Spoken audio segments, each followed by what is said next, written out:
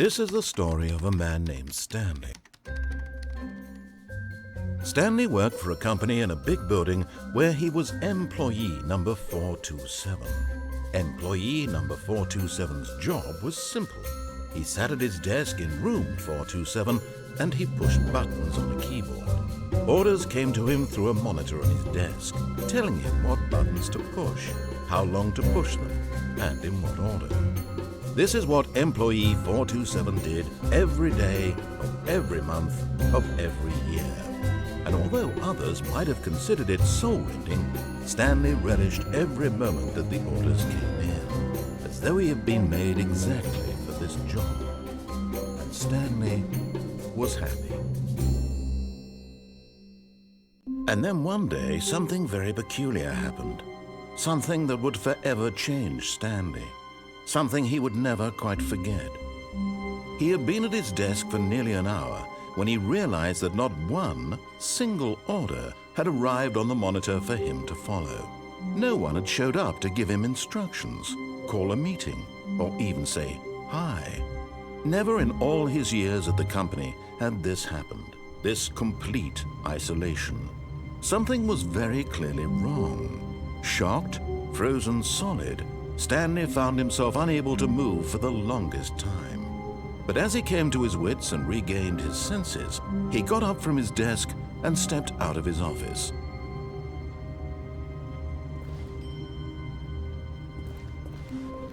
All of his co-workers were gone. What could it mean? Stanley decided to go to the meeting room. Perhaps he had simply missed a memo.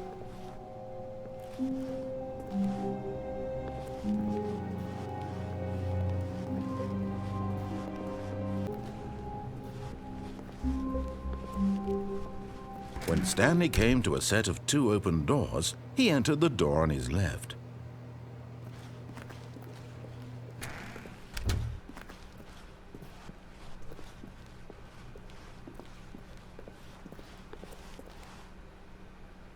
Yet there was not a single person here either. Feeling a wave of disbelief, Stanley decided to go up to his boss's office, hoping he might find an answer there.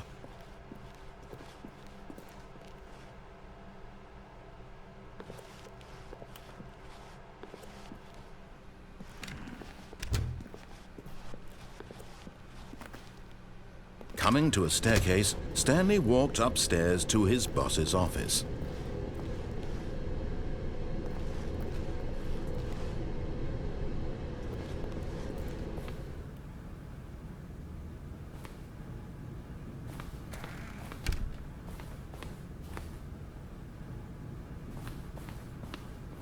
Stepping into his manager's office, Stanley was once again stunned to discover not an indication of any human life.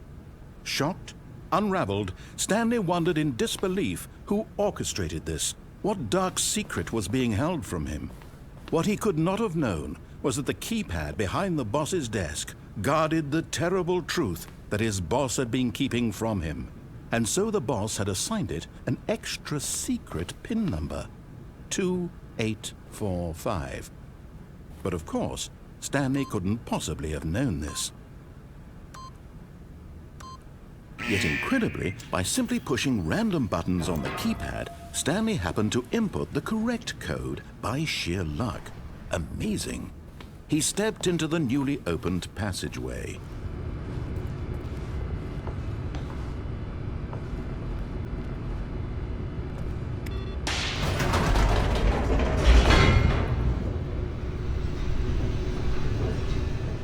Descending deeper into the building, Stanley realized he felt a bit peculiar. It was a stirring of emotion in his chest, as though he felt more free to think for himself, to question the nature of his job. Why did he feel this now, when for years it had never occurred to him? This question would not go unanswered for long.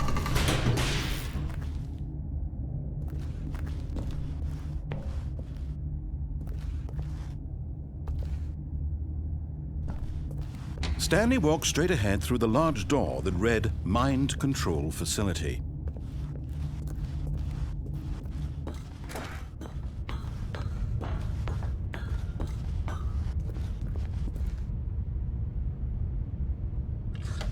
The lights rose on an enormous room packed with television screens. What horrible secret did this place hold? Stanley thought to himself. Did he have the strength to find out?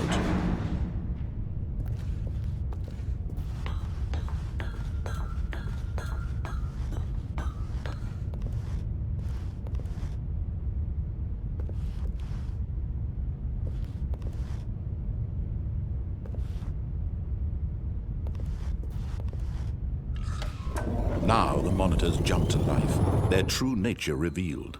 Each bore the number of an employee in the building, Stanley's co-workers. The lives of so many individuals reduced to images on a screen, and Stanley, one of them, eternally monitored in this place where freedom meant nothing.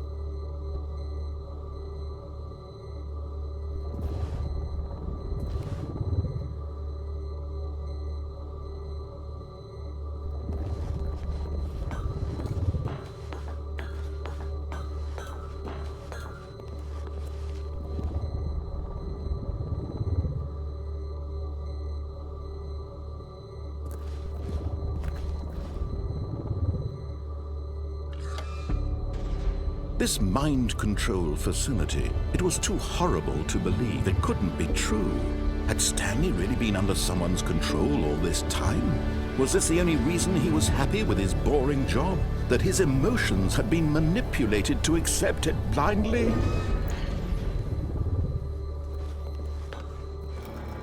No, he refused to believe it. He couldn't accept it. His own life in someone else's control? Never! It was unthinkable, wasn't it? Was it even possible? Had he truly spent his entire life utterly blind to the world?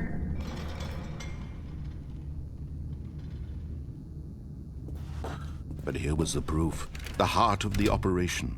Controls labeled with emotions, happy or sad or content. Walking, eating, working, all of it monitored and commanded from this very place. And as the cold reality of his past began to sink in, Stanley decided that this machinery would never again exert its terrible power over another human life. For he would dismantle the controls once and for all.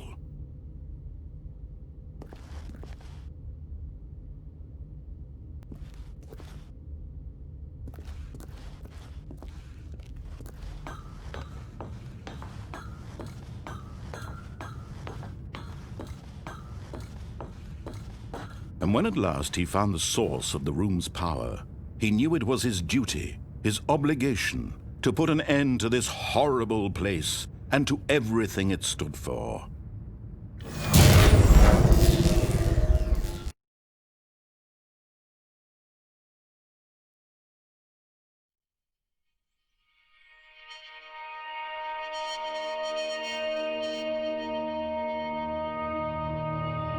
Blackness and a rising chill of uncertainty.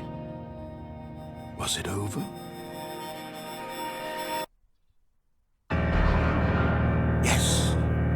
He had won! He had defeated the machine, unshackled himself from someone else's command. Freedom was mere moments away. And yet, even as the immense door slowly opened, Stanley reflected on how many puzzles still lay unsolved. Where had his co-workers gone? How had he been freed from the machine's grasp? What other mysteries did this strange building hold? But as sunlight streamed into the chamber, he realized none of this mattered to him, for it was not knowledge or even power that he had been seeking, but happiness. Perhaps his goal had not been to understand, but to let go. No longer would anyone tell him where to go, what to do, or how to feel. Whatever life he lives, it will be his. And that was all he needed to know. It was perhaps the only thing worth knowing. Stanley stepped through the open door.